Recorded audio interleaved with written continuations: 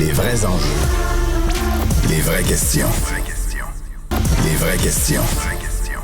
Revenons sur le dossier de JE, intimidation sur les réseaux sociaux, les enfants qui subissent du harcèlement, des menaces de mort, incitation au suicide également, qui sont de plus en plus jeunes, parfois même aussi jeunes que 6 ans.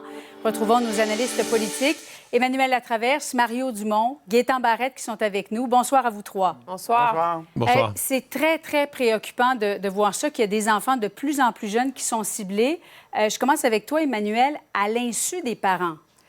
Oui, puis je pense que ce que ça nous révèle, puis là où c'est intéressant, c'est qu'il y a beaucoup de parents qui sont pris avec ce dilemme, téléphone, pas de téléphone. Puis même, je pense que même les parents les plus vigilants ignorent l'ampleur de ce qui se passe sur ces réseaux sociaux-là.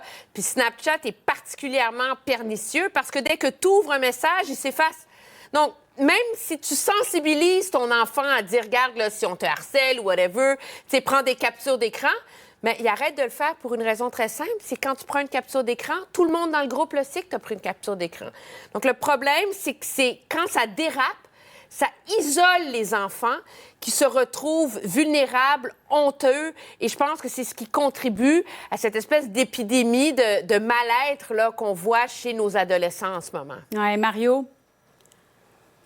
C'est d'une complexité inouïe, je veux dire. Puis moi, mes enfants sont pas si vieux que ça, là, ils sont dans la vingtaine. Puis je me rends compte que même dans la dernière décennie, là, pour les parents, ça s'est incroyablement complexifié. Ça inquiète des parents. Aujourd'hui, j'entendais un collègue raconter que carrément, à la suite d'événements, puis de choses qui sont arrivées avec les enfants, puis les cellulaires ou les réseaux sociaux, on était à l'étape de dire, ben nous, là, on fait quelque chose qui se ferait pas normalement, mais on rentre dans la chambre, là, sans cogner, puis on prend le sel, puis on regarde ce qu'il y a dessus. Pour savoir la vérité de ce que l'enfant vit, pour faire des découvertes. Mais là, j'entendais ça, mais je me disais, mais mon Dieu, bien, les enfants, d'accord ou pas d'accord, ça semble être la condition pour avoir un sel. Mais ce que ça me dit, moi, c'est à quel point les parents sont à un haut niveau d'inquiétude, d'angoisse sur ce que pourrait vivre leur enfant. Autant ce qu'il pourrait faire, parce que ton enfant n'est pas toujours du bon côté de la clôture, il n'est pas toujours la victime. Des fois, il peut être aussi quelqu'un qui en fait souffrir d'autres. Puis comme parent, tu veux pas plus ça. Mais il va falloir qu'il y ait un encadrement. Puis je pense qu'à JE, ce soir, on va découvrir qu'il y a des pays d'Europe qui sont un petit peu plus avancés que nous autres, là. Oui, Gaétan, au-delà des menaces, intimidations, etc., que les jeunes vivent parfois, les jeunes passent beaucoup trop de temps sur les réseaux sociaux. Ça crée de l'anxiété, des pressions aussi. Absolument, absolument. Alors, il y a de plus en plus de données vraiment scientifiques qui font cette démonstration-là. L'impact chez les jeunes, on a tous été jeunes, on sait de quoi on parle, là. On sait qu'il y a des moments où c'est difficile. Il y a un apprentissage, il y a une gêne. Emmanuel, il y a quelques instants, parlait d'une certaine honte, une réserve. On ne dit pas tout. Alors, c'est clair que ça a un impact. Et en même temps, ce qui est aussi clair, c'est deux choses. On arrive à un moment, compte tenu de l'ampleur du phénomène, où les États doivent mettre en place des balises, des garde-fous, des lois, et on le voit. Mais du côté parental, il y a une espèce d'éveil qui se vit actuellement dans la société, et les parents, moi je suis d'accord, là, on rentre dans la chambre puis on va voir, parce que la technologie, les applications sont telles aujourd'hui que c'est difficile de suivre. À un moment donné, il faut passer par là. Mais moi, quelque part, ça me rassure de voir l'implication des parents dans cette démarche-là et la réaction, enfin, ou peut-être que certains diraient, des gouvernements. Oui, des gouvernements aussi, Emmanuel, parce que, bon, comment s'y attaquer, dans le fond? Les parents ne peuvent pas y arriver seuls. Non, les parents ne peuvent pas y arriver seuls parce qu'inévitablement, c'est une source de conflit avec tes enfants. Tu sais, l'adolescence, c'est un moment où le but premier de l'adolescence, c'est de t'émanciper de tes parents. Fait que le but des parents, c'est d'essayer de laisser ton ado s'émanciper. Alors, ça peut pas être sur son dos tout le temps, sur son temps d'écran. C'est comme une boucle infernale là, dont les parents sont plus capables de sortir. Il y a deux façons d'y arriver. Moi, je suis pas certaine là, que d'interdire les médias sociaux avant 18 ans, whatever, ça va fonctionner. Il y a plein de façons de tricher.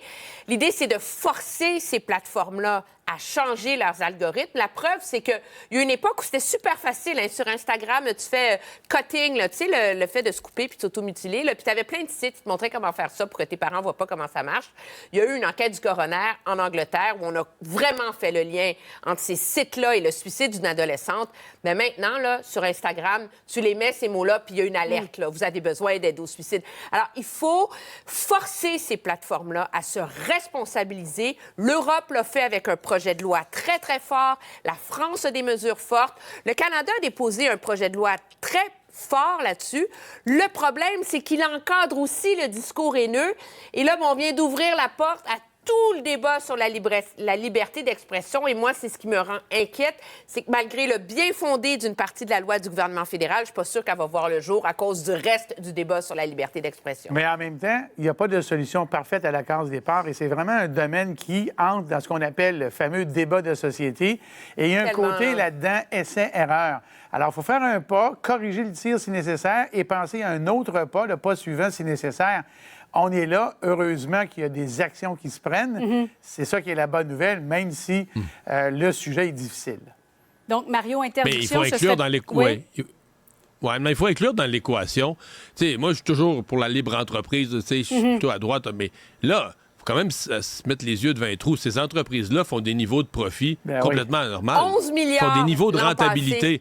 Avec les ados Non, seulement. mais c'est des niveaux de rentabilité qui sont complètement anormaux. C'est-à-dire que toute l'histoire de l'algorithme, là, tous les jeunes qui sont victimes, puis qui reviennent, puis qui y passent trop de temps, tout ça est une machination qui génère un niveau de profit qui est totalement en dehors de toutes sortes d'autres activités économiques que je qualifierais de normales. Il faut mettre ça aussi dans l'équation. Ouais.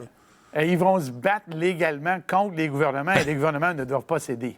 Bon, alors, est-ce que la solution, dans le fond, il faut occuper nos enfants lundi soccer, mardi piano, mercredi vélo? L'agenda, moi, j'appelle ça la technique. Mais non, mais c'est intéressant. On va recevoir au bilan ce soir un conférencier sur le sujet.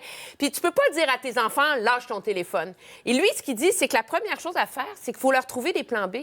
Alors, viens, on va aller prendre une marche, des cours de soccer. Il faut leur réorganiser des agents. Comme on n'est plus dans une société où ils vont jouer au parc dehors, là, mais soit on les envoie au parc ou on les organise. Il faut leur trouver des alternatives, c'est certain. Écoute, Julie, c'est le retour du « aller jouer dehors ». Aller jouer. Et pour ça, il faut que les parents Pas de téléphone. lâchent leur cellulaire. C'est ça, aussi.